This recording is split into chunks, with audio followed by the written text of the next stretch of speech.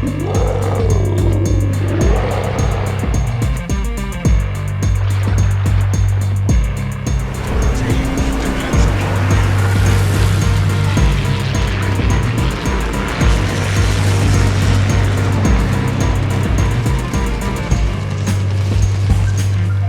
is the Västerås, a Tier 5 Pan European Destroyer. I got it in early access in the Back to Belfast campaign. As with the rest of the destroyers in the Pan European Destroyer line, the Västerås does not have smoke. The traverse speed on the main guns is a little bit lacking, but the torpedoes are pretty good here, and that's what we're going to check out, is setting up the boat for torpedo action. And with that, let's get into the setup of the ship and the commander, who is Stig Hansson Ericson. His base trait is Thunderbolt, which improves the engine boost consumable and the torpedo damage for the boat. And I do have a double concealment setup for inspirations here. Eric Bay is Shifty, which improves the destroyer detectability, and Jersey Swirsky Hide and Seek, which improves the sea detectability range of your destroyer. And for the skills, I have Subsurface Venture, which improves the torpedo speed and the launcher reload time for the torpedoes, but it does take a hit on the main battery reload time. The second skill is Look at Me Now, which helps the sea detectability range yet again of the destroyer. And the third skill is Back in Stock, which helps out the torpedo launcher reload time. I probably should start using Perceptive because the torpedoes do reload pretty quick, but for now I do have Back in Stock. And the fourth skill, I am checking out Sheltered Arms, which improves the risk of the main battery being incapacitated and the risk of the torpedo launchers also from being incapacitated. Both of those are improved by 50%. And I would rather give this a try rather than Destroy or Be Destroyed, which will improve the maximum destroyer speed, and it does take a hit on a destroyer main gun shell grouping. So I'm already reducing my main guns enough. I don't want to take another hit on the main gun, so that is another reason why I went with Sheltered Arms here to try this out. And the legendary skill is Unstoppable. It improves the engine repair time, and it will allow for reduced mobility with a disabled engine and or rudder. And the special effect is a damage control party cooldown time, which will be active when you're within the range of an enemy, which is 3 kilometers. Upgrading to a higher legendary rank will increase that range to 4.5 kilometers, 6 kilometers, and 7.5 kilometers when you get up to legendary rank 4. Alright, let's check out the upgrades. And the first upgrade here is the main battery mod 2, which helps out the main battery traverse speed and improves it by 15%, though you do take a hit on the main battery reload time of 5%. But all the Pan-European destroyers do have an issue with the main battery traverse speed, so I think you want to select this rather than Aiming Systems Mod 1. And the second upgrade is Propulsion Mod 2. Time taken to reach full power when accelerating is improved by 50%. And then you have the rest of the default upgrades here. The torpedoes, 533 millimeter Mark 1929, I believe that is. Maximum damage is 7703, and the range goes up to 10 kilometers. Then we have the Targeting System 5 Mod 2. Firing range increase is 10%. Main battery firing range goes up to 10.4 kilometers. And then we have the Västerås Hull B. Hit points is 12,100. Rudder shift time is down to 3 seconds. And the loadouts, the ammunition, high explosive shells, armor piercing shells, and torpedoes, which we will get into in a minute. As for consumables, you have your damage control party. Duration is 5 seconds. Reload time is 38 seconds. And there is an unlimited number of these consumables. And then we have the engine boost consumable, which temporarily increases the ship's maximum speed by 8% here. The duration is 120 seconds with a reload time of 167.2 seconds, and there are 2 of these consumables. And here we do have a repair party consumable, which I believe is unique on a Tier 5 Destroyer, and here it partially restores the ship's HP by repairing any light damage at the rate of 120 hit points per second. Duration is 10 seconds, reload time is 114 seconds, and you have 2 of these consumables. Here I'm running these engine boosters for now, but this could change depending on the battle. And a camouflage, I did create a European premium permanent camouflage. Sea detectability range and incoming fire dispersion is maxed out at 4.5% respectively. And then the stats: survivability hit points is 12,100, armor is 7 to 16 millimeters, so you don't want to get hit. Artillery, you have 6 guns, they reach out to 10.4 kilometers, reload time is 8.7 seconds, traverse time is 19.6 seconds with this setup. HE shells have a maximum damage of 1,600 with a 7% chance of setting fire. Armor piercing shells have a maximum damage of 2,200 and they will cause citadel hits on some cruisers. Torpedoes, you have 2 launchers of 3 torpedoes each. Reload time is pretty good at 48 seconds. Traverse time is 7.2 seconds. Maximum damage is a little bit low at 7703. Torpedo range is 10 kilometers. Torpedo speed is 69 knots. And I'm thinking that the 1.4 kilometer detectability range is pretty good. And here are your Aaa Defenses. Maneuverability, maximum speed is pretty respectable, 39.1 knots. Turning circle radius is 590 meters. Rudder shift time is 3 seconds. Concealment is rated at 98. Detectability range by sea is 5.4 kilometers. Range by air is 3.1 kilometers. And detectability while firing in the smoke is 2.3 kilometers. And here is the armor. Like I said, you do not want to get hit. Overview, it's agile, above average ability to change direction. Rapid reload, above average torpedo reload speed, and that is true, but it is low yield, below average torpedo damage, and this is like death by 1,000 cuts here once you get going in a battle.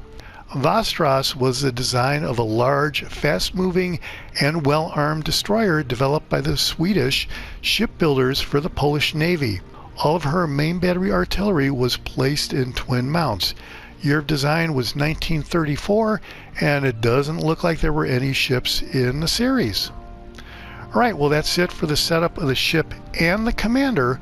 Let's go out in a standard battle and check out some highlights.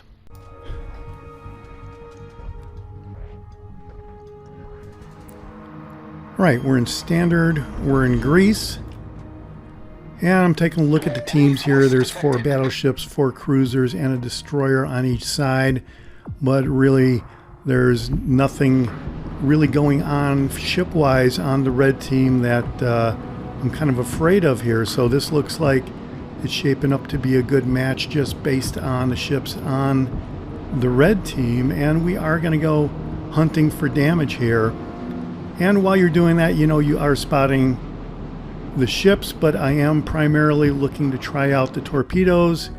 You always hear that you can't win a match if you hunt for damage, and your main job is to spot for your team. But on this one, I'm going to hunt for damage, and we're going to see if we can get a win out of this and maybe do a little bit better on the leaderboard than you might expect. So after I launched both racks at the battleship, I'm coming around here and I slowed down to quarter speed, and I'm just going to see how that plays out and see if it looks like I have another shot on any ships. And it doesn't really look like it. In any event, I'm going to come around this island and I'm going to go over here in this gap between these islands. It's kind of like a little bay area. I'm just going to circle around for probably about a third of the match or so, but I'm going to get up here and see if I could target some of these battleships and see if I could get some hits with these long-range, fast-moving torpedoes. And those first shots of torpedoes did not get any hits, so that was a fishing expedition. Nothing much happened there. So we're just going to come around here and it looks like there are at least 3 battleships over in this area within the range of these torpedoes. So that New York looks like he's just sitting on the other side of this island here, and he's not really moving. Here we detect another ship. I assume that it is this cruiser here, the Leander, and there is that battleship, the Nevada. You can see the intercept point is farther than the range of the ship, so he is moving backwards a little bit, but I decide to launch both racks of torpedoes at the Nevada, even though he was bow on. And here you can see I am visible to the New York because I did go in the gap between these island hills here and just spotted for just a very short amount of time. And here come the rounds already, and they do get me for 1,000 damage, so you don't really have to be visible for all that long before the red team does start focusing on you and start taking some shots. There you do see that we get a hit on the Nevada and a flood, and the damage is starting to count up. It looks like the Leander really is booking pretty good, and it looks like he's going to be out of the picture here in a few seconds. And just as I launched that rack of torpedoes at the Nevada, he did get destroyed by my teammate. So that was a good team kill. But we're going to come around here again in this bay area and look to target that New York over on the edge of the island. Engine boost activated. Right, so yeah, that Leander, he's kind of moved himself out of the way. I really wouldn't want to get tangled up with that ship when I'm trying to focus on taking out some battleships here. So now I have closed up to the New York. I do believe it is the New York that is spotting me here. I think that cruiser is too far away. And I guess he is maybe within my detection range, barely. But he's out of range now, so I'm just going to stop as these torpedoes go toward the New York and see what kind of damage we can get. And we get 5 more hits and a flooding. 35,000 damage on 6 torpedo hits. So yeah, that's no kidding. These torpedoes are kind of lightweight in the damage department. And I'm 15 seconds away from a torpedo reload on the New York, and he does get taken out by my teammate. So good going on that good team kill there on that New York. So here there's a couple ships that are just milling around in between these islands. So I'm going to launch both torpedoes in the gap here and see if we can get some more torpedo hits on those ships. And I'm just going to stop here and see what happens with these torpedoes. I'm going to start backing up.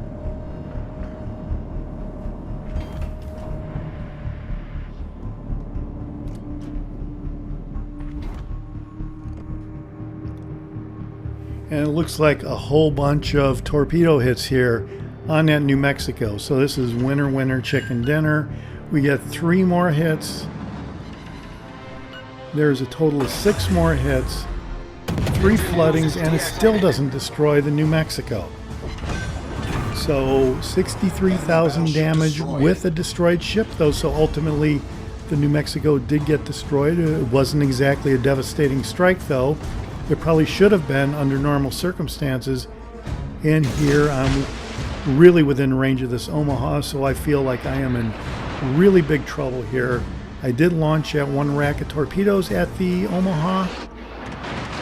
You can see the other team ships, red team ships, are starting to hit me.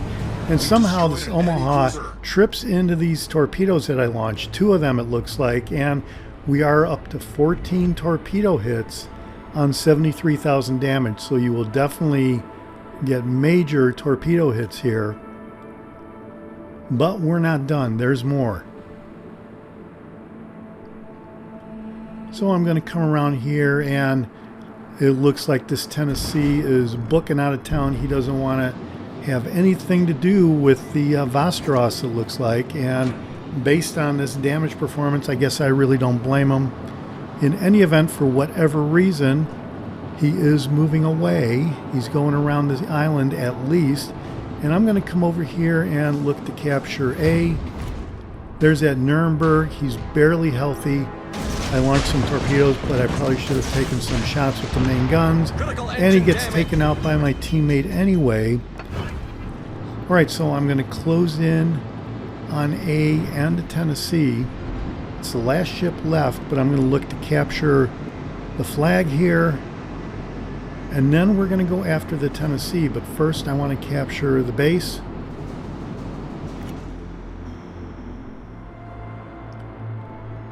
Alright, so we're coming up on the edge of the base. We have 23 seconds left, so I'm just going to hug the edge over here. And I'm not going to go out of the base area, the capture area, but I'm easily within range with these torpedoes of the Tennessee. He has spotted me because my concealment is 5.4 kilometers.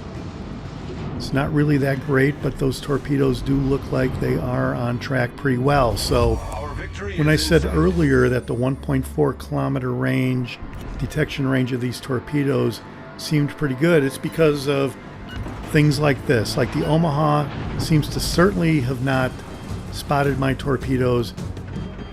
The Tennessee didn't spot the torpedoes because he got hit with 3 more torpedoes here. And we are almost reloaded here for some more torpedo shots on the Tennessee. So we have 8 floodings. Holy cow, that is unbelievable. But the damage output is really sort of underwhelming here, and that is death by 1,000 cuts, like I said. You're just dinging and dinging and dinging, and